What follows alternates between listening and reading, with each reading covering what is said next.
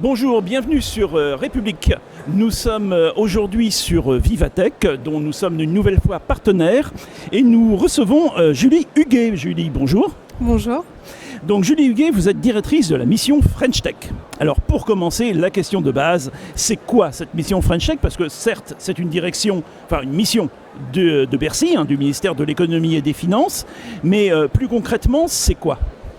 Donc effectivement, c'est une organisation publique. Notre vocation, c'est de créer des champions de la tech française. Donc en fait, qu'est-ce qu'on fait? On a des actions à la fois sur l'émergence des startups, mais aussi sur le fameux passage à l'échelle pour que ces entreprises deviennent de véritables entreprises stratégiques et de futurs champions mondiaux. La manière dont on fonctionne, c'est qu'on a à la fois nos propres programmes, donc on déploie des politiques publiques en faveur de l'innovation, mais on s'appuie aussi sur un réseau d'entrepreneurs. Donc en fait, on a une action publique et privée, puisqu'on a un réseau d'entrepreneurs, ce qu'on appelle les communautés de la French Tech, donc en France et à l'international, dans 57 pays, qui nous aident finalement à déployer tout un écosystème pour construire nos futurs champions. Alors concrètement, parce que tout ce qui est financement, c'est BPI France, c'est pas vous.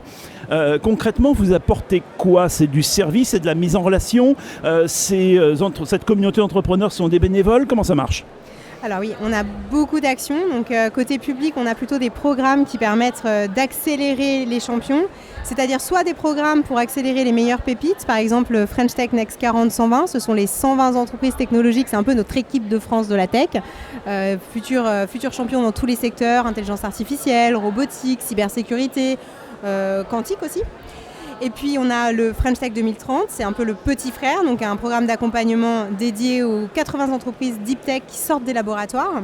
Et à côté de ça, on a aussi des programmes pour transformer un peu l'écosystème. Par exemple, on sait qu'un des leviers d'action pour créer des champions, c'est la commande publique et privée. Et donc on a un programme Je choisis la French Tech qui vient transformer finalement les habitudes d'achat des acheteurs publics et privés pour les flécher vers les startups. Donc on a des actions très différentes. Et le réseau, quant à lui, c'est effectivement un réseau de bénévoles. Donc on en a 1100 en tout, board members bénévoles dans les différentes communautés de la French Tech, qui eux vont à la fois animer l'écosystème French Tech, le connecter dans les régions pour s'assurer que l'innovation se fait partout en France. Par exemple, aujourd'hui, on a 18 000 startups, 56% d'entre elles sont en dehors de Paris. Donc ça, c'est le fruit du travail des communautés en France. Et puis à l'international, on a des communautés dans 57 pays qui, elles, ont un rôle d'accélération. Elles viennent aider les entreprises à ouvrir des nouveaux marchés parce que le marché français seul ne suffit pas à créer des champions. On doit pouvoir ouvrir de nombreux pays comme par exemple Swile au Brésil, Blablacar ou Brut en Inde. D'accord. Alors, parce que précisément, c'est la question que j'allais vous poser, parce que les startups, c'est bien gentil, ça brûle du cash, mais bon, il faut quand même que ça produise de la valeur à la fin et que ça commence à travailler avec des grandes entreprises pour générer justement des vrais revenus. Est-ce que vous pouvez les aider et si oui, comment ? Alors déjà, j'ai envie de casser un peu les idées reçues qu'on a sur la French Tech. La French Tech, ce sont des entreprises qui ont un véritable impact dans l'économie française. Donc, qui fonctionnent déjà. Exactement. Aujourd'hui, par exemple, si on regarde le programme Next 40-120, donc les 120 entreprises les plus avancées, on peut constater plusieurs choses. D'abord, le chiffre d'affaires cumulé de ces entreprises, c'est plus de 11 milliards d'euros. La moitié d'entre elles sont rentables, la moitié d'entre elles, ou presque, ont des chiffres d'affaires de plus de 100 millions d'euros par an.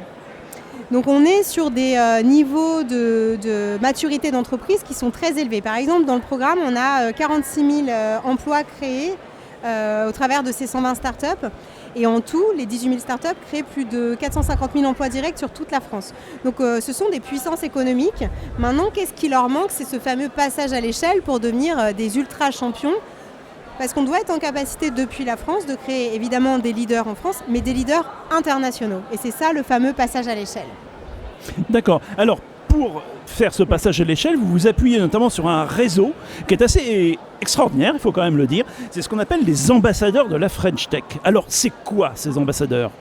Alors en fait, il y a deux choses. Il y a le réseau des communautés de la French Tech dont j'ai parlé, les 1100 entrepreneurs bénévoles investis avec un rôle particulier. Et on a lancé ce matin officiellement, on a nommé nos premiers ambassadeurs. Là, c'est dans le cadre du programme Je choisis la French Tech. Je choisis la French Tech, c'est quoi? Le constat, c'est de se dire que le premier levier de financement d'une entreprise, c'est la commande. En fait, pour un entrepreneur, il est plus intéressant d'avoir un euro qui vient du client qu'un euro investi.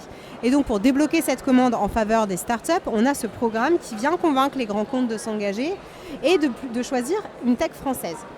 Et en fait, ce qu'on demande de faire aux grands acteurs privés comme Orange, comme BPCE, qui sont engagés dans le programme, eh bien, on se doit de l'appliquer aussi au secteur public.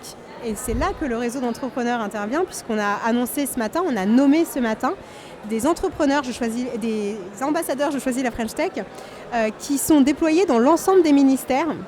Et donc ce sont soit des acheteurs, soit des personnes vraiment clés autour de l'innovation qui vont être les messieurs ou les madames French Tech au sein des ambassadeurs.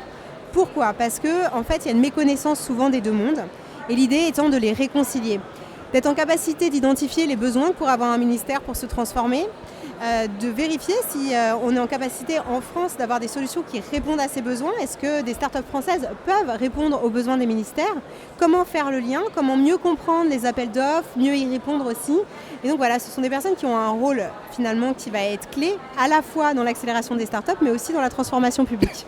Et c'est d'ailleurs pour ça qu'on a annoncé ce matin ce réseau d'ambassadeurs en présence de 2 ministres. Donc Anne Le Hénaff, qui est ministre de l'Intelligence artificielle et du numérique, qui elle veut accélérer les startups françaises, et le ministre Amiel, en charge des comptes publics et de la transformation, qui lui veut qu'on utilise ces technologies pour transformer l'État. Donc c'est très intéressant, on réunit finalement les deux mondes pour accélérer. Et en plus, sur la grande scène, aux côtés de son homologue allemand, il y avait le ministre de l'économie lui-même qui est venu dire que l'État est certes pas un bon entrepreneur, mais par contre c'est un bon client. Exactement. donc vous êtes en accord avec votre ministre, c'est très bien. Bien, merci beaucoup Julie Huguet. Et puis on vous retrouvera sans doute très bientôt, que ce soit dans nos colonnes ou sur nos événements. À très bientôt sur République. Bonne journée, au revoir. Try to break it in silence, but I know I gotta stand up taller, 'cause I don't